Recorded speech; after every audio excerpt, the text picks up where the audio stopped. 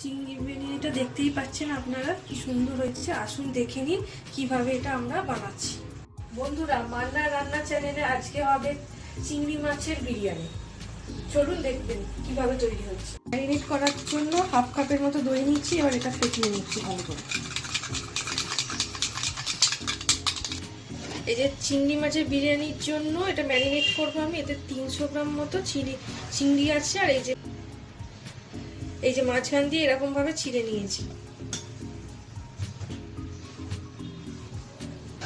এবার এগুলোকে ছিঁড়ে নিয়েছি যাতে চিংড়ি মাছটা কুঁকড়ে না যায়।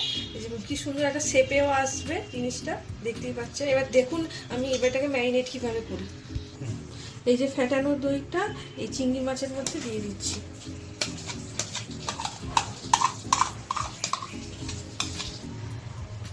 এইবার এতে পরিমাণ মতো নুন দিচ্ছি। এই যে এই চামচে 2 চামচ মতো রসুন বাটা দিচ্ছি। আর আদা বাটা দেবো 2 চামচ মতো।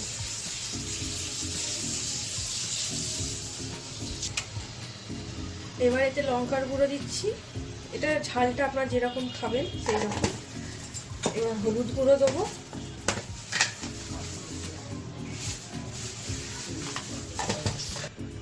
এবার ম্যারিনেট করার জন্য এতে একটু তেল দিচ্ছি। লেবু কেটে রেখেছিলাম, একটু লেবু দিয়ে দিচ্ছি।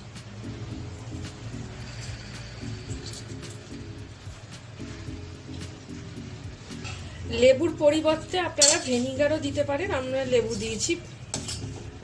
লেবুটা দিলে একটুখানি আঁশটে গন্ধটা অতটা ছাড়বে না। লেবুটা দিলে এটা লেবুর সেন্ট আসে, সেই জন্য লেবুটা দেওয়া। দিয়ে ম্যারিনেট করে নিচ্ছি ভালো করে। দিয়ে এটা কিছুক্ষণ আমরা রেখে দেবো। আপনারা চাইলে এটাকে ম্যারিনেটটা ফ্রিজেও রেখে দিতে পারেন যাতে মশলাটা ভালো করে ওর মধ্যে টেনে নিতে পারে। তো আমি একটুখানি ফ্রিজে রেখে দিচ্ছি এটাকে। ডিমটাকে এরকমভাবে ছিঁড়ে নিতে হবে।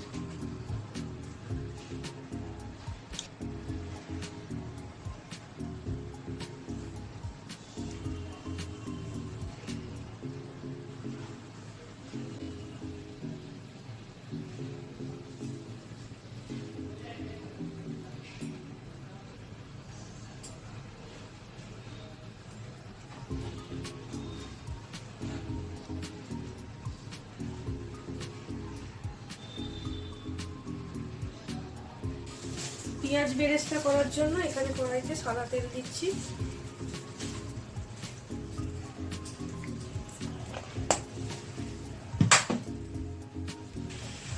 তেল গরম হয়ে গেছে। এবার এতে আমি পেঁয়াজগুলো দিয়ে দিচ্ছি।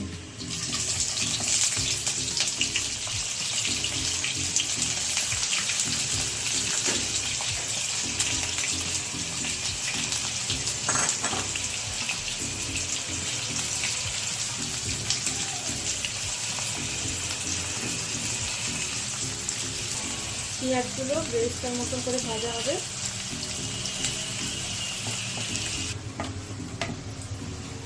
এই যে বেরেস্তা হয়ে গেছে, এবার এটাকে আমি তুলে নিচ্ছি।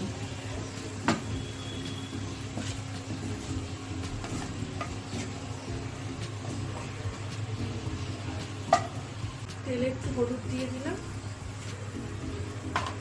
এই যে কড়াইতে এবার ডিমগুলো দিচ্ছি। ডিমগুলো একটুখানি হালকা করে ভেজে নেব। একটু নুন দিচ্ছি।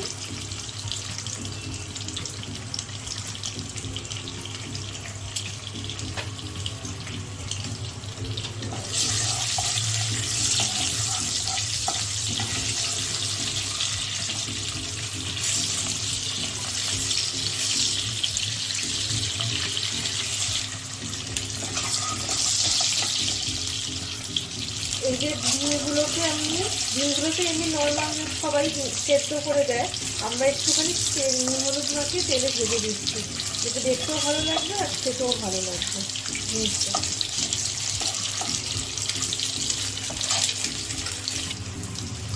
ডিমটা ভাজা হয়ে গেছে। এবার এটাকে আমি তুলে নিচ্ছি।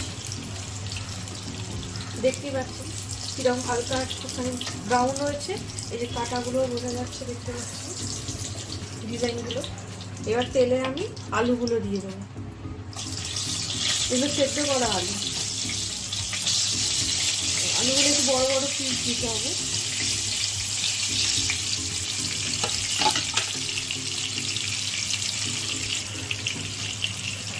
আলুগুলো সেদ্ধ করে রেখেছিল, সেদ্ধর সময় আমি নুন দিইনি, এই এখন একটুখানি নুন দিয়ে দিলাম। আর আলুগুলো তো আমরা বিরিয়ানি একটু পরে দেবো, তো ওই জন্য একদিন ভালো করে সেদ্ধ করে আমি ভেজে নিচ্ছি।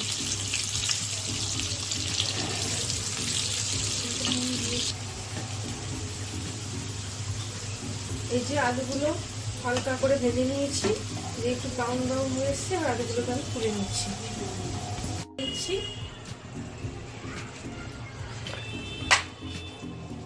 আর এই 1 চামচ মতো ঘি দিচ্ছি।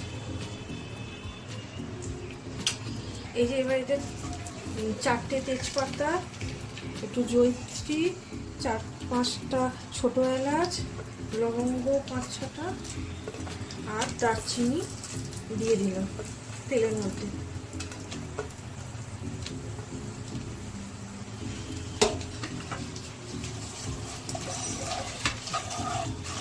দিয়ে এবার এতে আমি পেঁয়াজ দেবো।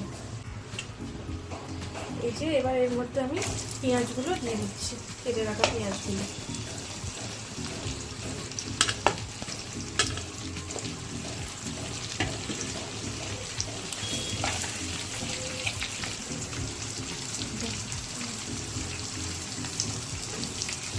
এই যে এর মধ্যে এবার একটু নুন দিয়ে দিচ্ছি, পেঁয়াজগুলো নরম হয়ে যাবে তাড়াতাড়ি।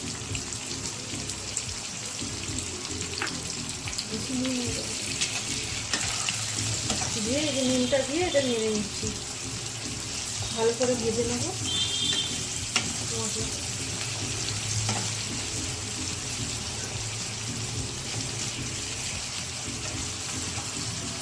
এই যে চালটা আমি আগে থেকে ধুয়ে রেখেছিলাম, আগে জলে ভিজিয়ে তারপর ধুয়ে রেখেছিলাম। এটা এই জলটা গরম হয়ে গেছে, চালের মধ্যেই গরম মশলাগুলো দিয়ে রেখেছি। এবার জলটা গরম হয়ে গেছে, এর মধ্যে আমি এবার চালটা ছেড়ে দেবো।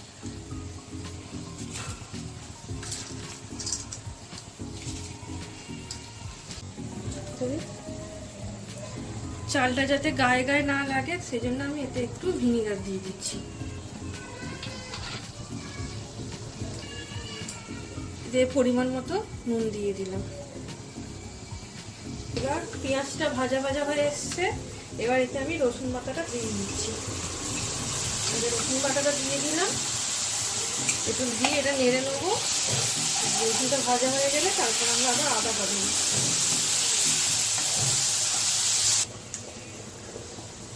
রসুনটা ভাজা হয়ে গেছে, এবার এর মধ্যে আমি আদাটা দিয়ে দিচ্ছি।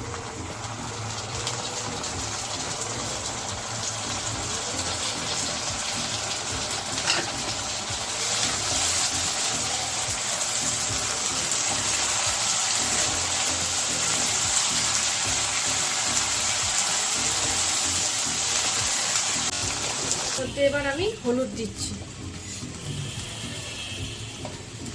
আর একটু লঙ্কা গুঁড়ো দেবো।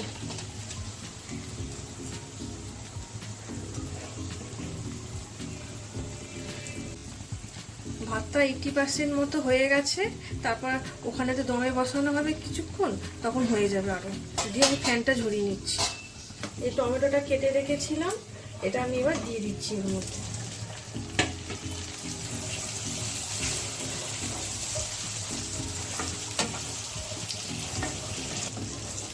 টমেটোটা আপনারা দিতেও পারেন, আবার নাও দিতে পারেন। আমি এখানে দিয়েছি টমেটোটা, কালারটাও হয়, খেতেও ভালো লাগবে। টমেটোর জায়গায় আপনারা টমেটো সসও দিতে পারেন, সেটা যে যেরকমভাবে করবে। আমি টমেটোটা দিয়েছি। এবার এতে একটুখানি চিনি দিয়ে দিলাম।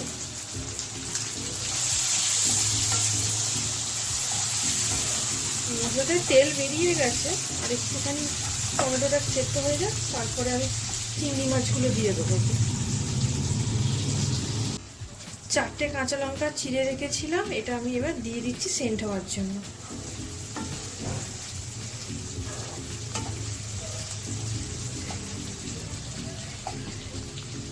চামচ বিরিয়ানি মশলা দিলাম।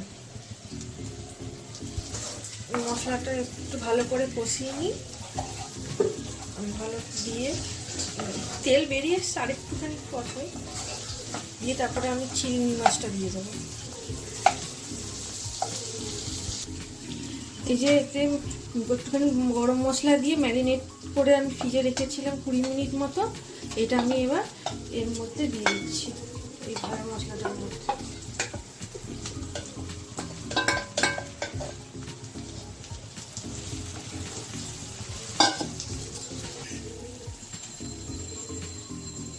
এই যে একটু ঘি মাখিয়ে নিচ্ছি।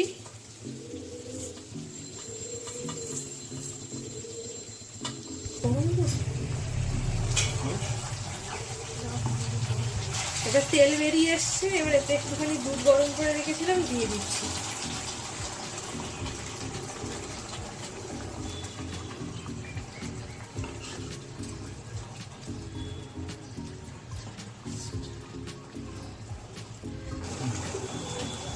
এই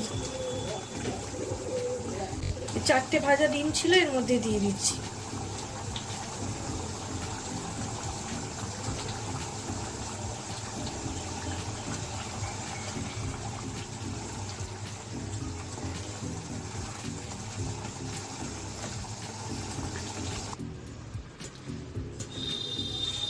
এর মধ্যে এবার একটু ভাত দিচ্ছি, ঘি মাখানো ছিল, এবারে একটু ভাতটা দিয়ে তার উপরে আবার ওই চিংড়ি মাছের মশলাটা দেবো।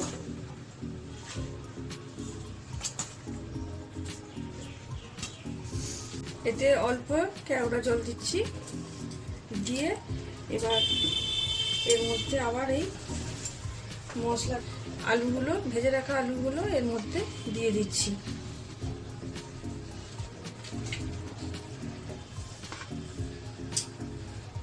এর মধ্যে এবার এই যে আমি ডিমটা আর একটু কটা চিংড়ি মাছ, একটু মশলা এর মধ্যে দিয়ে দিচ্ছি। এই যে চারধারটায় একটু করে মশলা দিয়ে দিচ্ছি, দিয়ে আবার এর ওপরে আমি আবার ভাত দেবো। এই যে আবার এর মধ্যে আমি ভাতটা দিচ্ছি।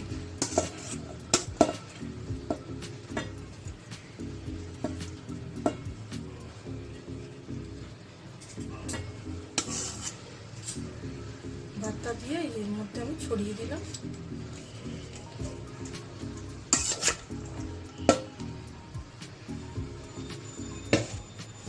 এই যে আবার এর মধ্যে আমি কেওড়া জলটা দিয়ে দিলাম একটুখানি, এই ঘিটা একটু গলিয়ে রেখেছিলাম, এটা এর মধ্যে একটু দিয়ে দিলাম। এটাকে ভেজে রাখা বেরেস্তাটা এর মধ্যে একটু ছড়িয়ে দিলাম।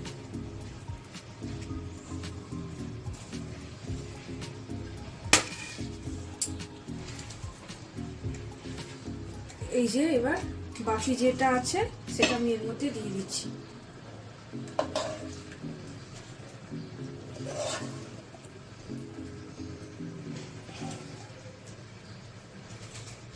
এই যে বাকি ভাতটা এবার আমি এর মধ্যে দিয়ে দিচ্ছি।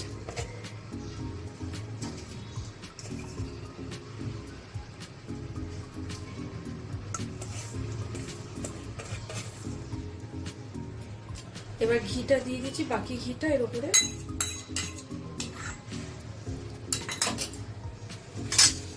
বাকি বেরেস্তাটা এর উপরে আমি ছড়িয়ে দিচ্ছি।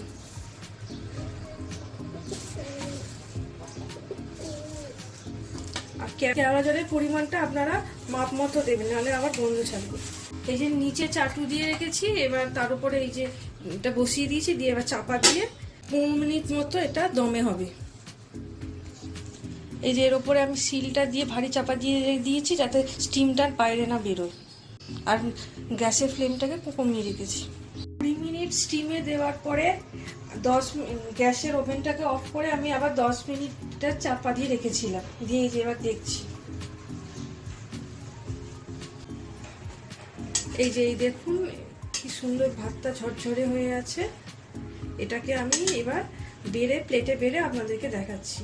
চিংড়ি বিরিয়ানি আমাদের হয়ে গেছে। দেখতেই পাচ্ছেন কি সুন্দর দেখতে হয়েছে, এটা অপূর্ব হয়েছে এবং খেতেও খুব সুন্দর হয়েছে। গন্ধ তো আরও খুব সুন্দর হয়েছে, পুরো ঘরময় হয়ে গেছে গন্ধ। যদি আপনারা এই চিংড়ি বিরিয়ানিটা ভালো লেগে থাকে তাহলে আমাকে অবশ্যই আপনারা কমেন্টে জানাবেন এবং আপনারা বাড়িতে ট্রাই করবেন। আমার ভিডিওটি যদি ভালো লেগে থাকে তাহলে লাইক, কমেন্ট এবং সাবস্ক্রাইব করতে ভুলবেন না।